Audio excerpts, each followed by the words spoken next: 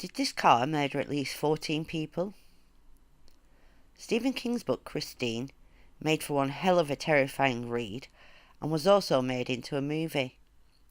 But do we think there really is a car so haunted or so possessed that some think it killed dozens of people?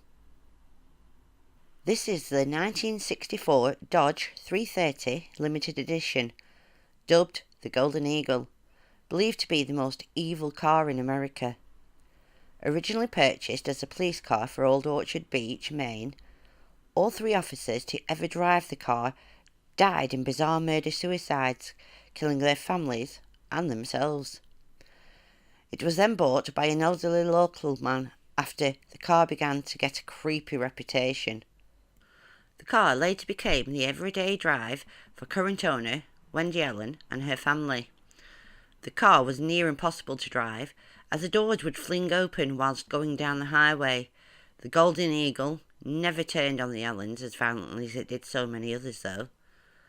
Wendy Allen reports the car has killed at least 14 people, but it seems the number is actually a lot higher.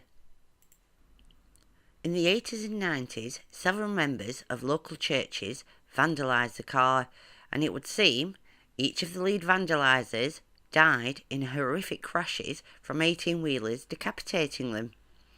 The car's current owner even claims all 32 people from the two groups died under strange circumstances, 4 of them being hit by lightning. There is a lot of strange stories surrounding the car, but the deaths involving children are by far the creepiest. 2 children, one in the 60s and one in the 80s, were hit by cars and flung across the street to land either under the bumper or on the hood of the Golden Eagle. Both died before paramedics could reach the scene. Supposedly, in 2008, a boy was dared to touch the Golden Eagle. A couple of weeks later, he murdered his whole family, the pets included, and then burned his house to the ground. The car is apparently in pieces after another church group decided a demon was living in the car back in 2010. The group then stole the car and chopped it up. It was taken to various junkyards, but Wendy Allen took to the internet for help, and most of the parts were found and returned. What do you think? Is the car possessed, haunted, or maybe it's just a good tale to tell?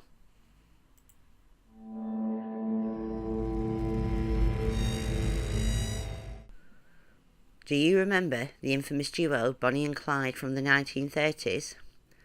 The criminal couple notorious for robbing over 10 banks, murdering 9 police officers and killing several civilians along the way. While we know them to be dead, this may not be entirely true. In 1934, the couple was finally caught and killed when police ambushed them in their 1932 Ford Model 18 V8.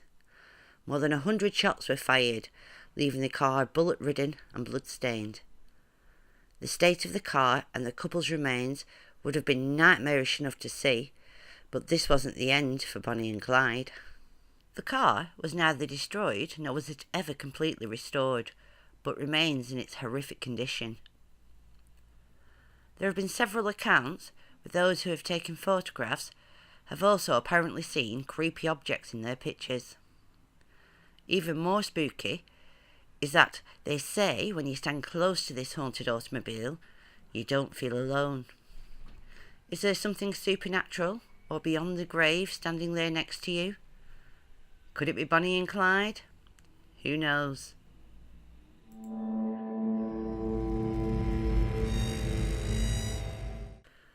On November the 22nd, 1963, President John F. Kennedy was shot dead in a Lincoln limo convertible. Travelling with him was his First Lady and wife, Jackie Kennedy, also the Texas governor at the time. A total of 3 shots were fired, killing the President of the United States. After JFK's assassination, the 1961 Lincoln limo remained in service for a number of years, including during Lyndon Johnson's presidency. After JFK was assassinated, upgrades were done to ensure future presidents' safety. These modifications were completed by Hess and Eisenhower. The limo has since been retired and is now found at the Henry Ford Museum in Dearborn, Michigan. Much like the ghost story and haunted car of Bonnie and Clyde, people have reported numerous accounts of supernatural activity around the car.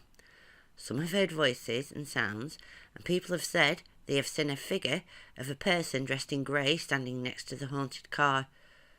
Could this possibly be JFK? I guess we'll never know.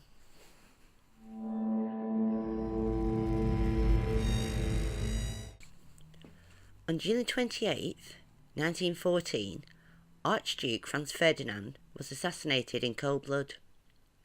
It was the very limousine that Franz Ferdinand was driving that led him to his death. A change in the itinerary had the driver backing down the street and onto the side street. The line of cars stalled. At the same time, Princip, the assassin, was sitting in a cafe across the street. He instantly seized his opportunity and walked across the street and shot the royal couple. The 1910 Grafton Stift double phaeton, painted in a deathly shade of blood red, has since come to be known as the Cursed Car, for almost all of the owners preceding Ferdinand had been victims to their own horrific and untimely deaths. For one subsequent owner, he was found on the highway crushed by the haunted car, while another was thrown into the wall and was killed due to a broken neck. It is argued that these tales are only folklore, and you might agree, but even still, with a supposed track record of a number of deaths, would you want to take the chance and step foot into this cursed car?